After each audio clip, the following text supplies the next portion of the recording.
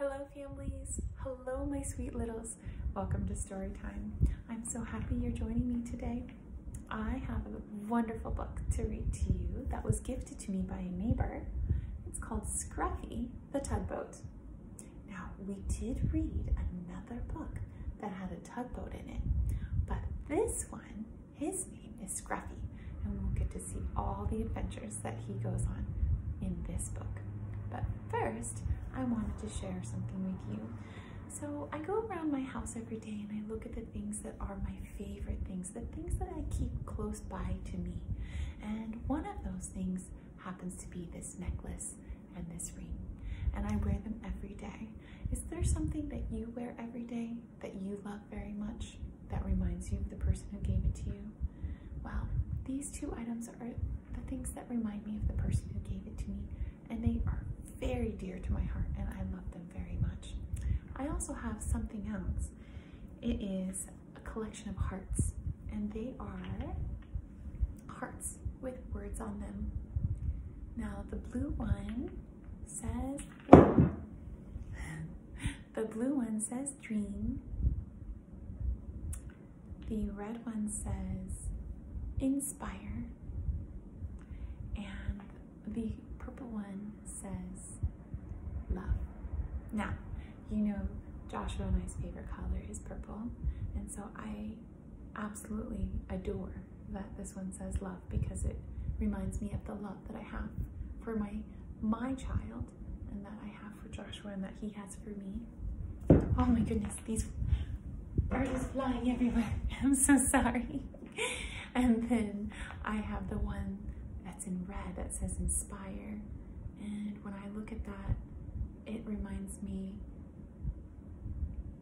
to give my heart to others and to share the things that I love with them so it can inspire them to either have the same things in their life or choose something new that they hadn't thought of before.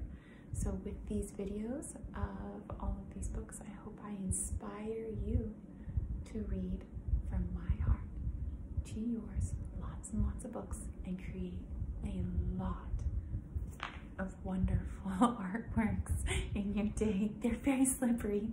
And the blue one that says dream, this one, I think of all the things that I want to do in my world in the future, and I imagine them, and I sit, and I usually sit in a sunny spot, kind of like right here, and sort of like a meditation, but really I'm just daydreaming about the things that I want in my life and the people that I want to share it with.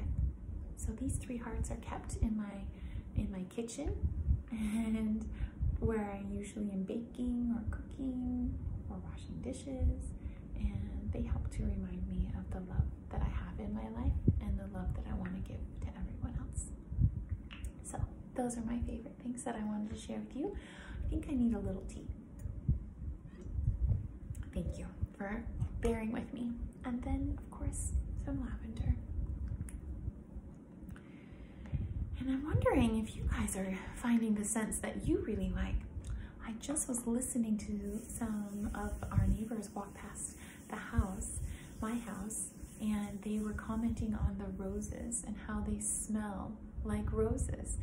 And the roses that my parents planted for me in the front have the most unbelievable rose smell. It's just aroma, beautiful, beautiful scent, and I love it. And so do many people. So if you're ever walking by, you'll see my house. It's the greenhouse with the white picket fence with 2 orange kittens and a red door, and you'll see white roses in the front with purple lavender, and you'll smell the lavender, and you'll smell the roses, and you'll see the kittens. And then if you look into my window, you'll see the hearts that I've created for people who are passing by to share my love with them. I hope you're putting hearts in your window as well.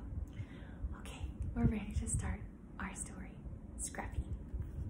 Scruffy the Tugboat, and this is by Gertrude Crampton, and it's illustrated by Tibber Gregley.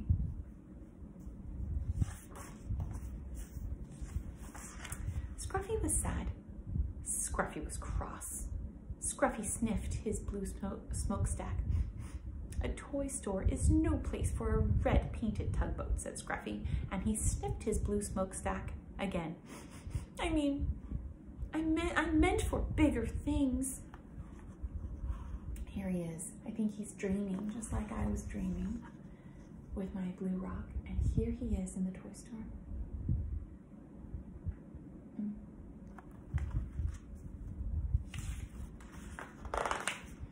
Perhaps you would not be cross if you went sailing, said the man with the polka dot tie, who owned the shop.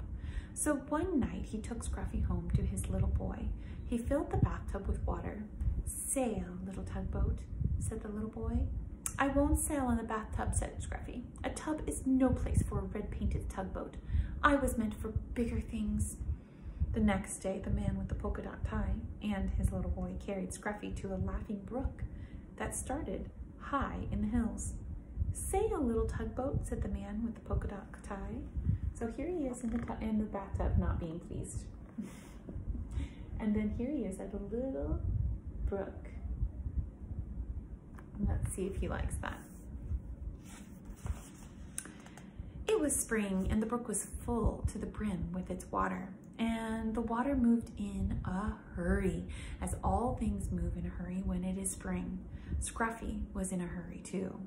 Come back, little tugboat, come back, cried the little boy as he was hurrying. Brimful brook carried the Scruffy, the tugboat, down the stream. Not I, tooted Scruffy, not I. This is the life for me. So he was basically saying, I am not going to stop. This is the life for me, sailing away. And everyone else is chasing him.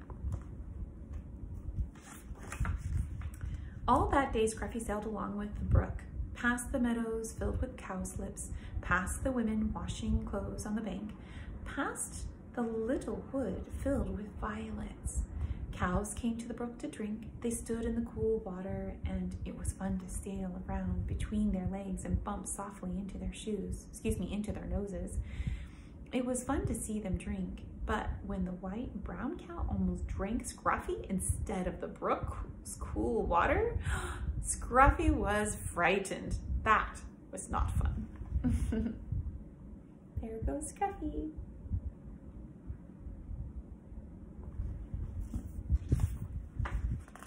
Night came, and with it the moon. There was nothing to see but the quiet trees, and suddenly an owl called out, "Hoo, hoo!" "Toot, toot!" cried the frightened tugboat, and he wished that he could see the smiling face of the man with the polka dot tie. When morning came, Scruffy was cross instead of frightened. I was meant for bigger things, but which way am I to go? He said. But there was only one way to go, and that was with the running water, where the two brooks met to form a small river, and with the river sailed Scruffy, the red-painted tugboat. So here he is, a little frightened when he heard the owl hoot at him, and then here he is going along into the river.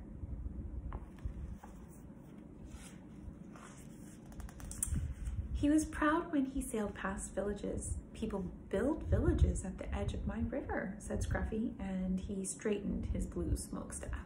Once Scruffy's river joined a small one jammed with logs. Here were men in heavy jackets and great boots walking about on the floating logs, trying to pry them free. Toot, toot, let me through, demanded Scruffy, but the men paid no attention to him.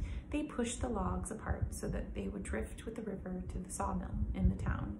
Scruffy bumped along with the jostling logs. Ouch, he cried as two logs bumped together.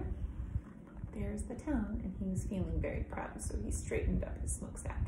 And here he is, just sailing about, but also getting bumped by the different logs that are in the river. This is a fine river, said Scruffy, but it's very busy and very big for me. He was proud when he sailed under the bridges. My river is so wide and so deep that people must build bridges to cross it. The river moved through big towns now instead of villages, and the bridges over it were very wide enough so that many cars and trucks and streetcars could cross all at once. So he's proud because now his river is so large that it needs big bridges to go over it. And this one sort of is remembering, if you've ever been on the Golden Gate Bridge, it reminds me of that one. I don't know if it's that one or not, but it reminds me of that one. The river got deeper and deeper. Scruffy did not have to tuck up his bottom. The river moved faster and faster. I feel like a train instead of a tugboat, said Scruffy as he was hurried along. He was proud when he passed the old sawmill with its water wheel. But high in the hills and mountains, the winter snow melted. Water filled the brooks and rushed from there into the small rivers. Faster and faster it flowed to the great rivers where Scruffy sailed. There's too much water in this river, said Scruffy as he pitched and tossed on the waves. Soon it will splash over the top, and what a flood there will be. Soon great armies of men came to save the fields and the towns from the rushing water. Whoa. So that was a lot of water. And there's a rainbow in this picture. And here he is looking at the flooded waters that are coming into the towns. It looks like there's a chair. Uh-oh. We've never experienced a flood here in our little town, but there are many towns that have had that happen. They filled bags with sand and put them at the edge of the river. They're making higher banks for the river, shouted Scruffy to hold the water back. The water rose higher and higher. The men built the sandbags higher and higher. Higher went the river, higher went the sandbags. At last the water rose no more. The flood water rushed on to the sea, and Scruffy raced along with the flood. The people and the fields and the towns were safe. So here's the men and women, hopefully, putting all the bags of sand where the water can then be prevented from going into the land area so it can save their homes. On went the river to the sea, and at last Scruffy sailed into the big city. Here the river widened, and all about were docks and wharves. Oh, it was a busy place and a noisy place. The cranes groaned as they swung the cargoes into great ships, and the porters shouted as they carried suitcases and boxes on board. Horses stamped and truck motors roared. Streetcars clanged and people shouted. Scruffy said, "Toot, toot," but nobody noticed. So look at how many big items there are. And do you see little Scruffy? He's right here.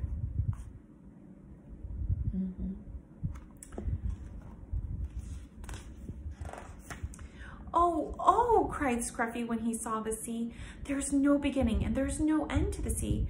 I wish I could find the man with the polka dot tie and his little boy." Just as the little red painted tugboat sailed past the last piece of land, a hand reached out and picked him up, and there was the man with the polka dot tie with his little boy beside him.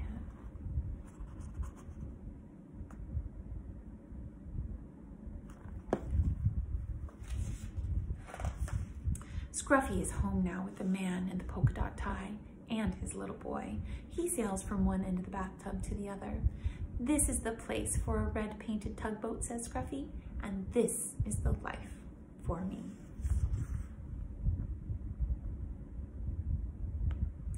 Bum, bum. So Scruffy had thought that he wanted to be in a much bigger space away from everybody.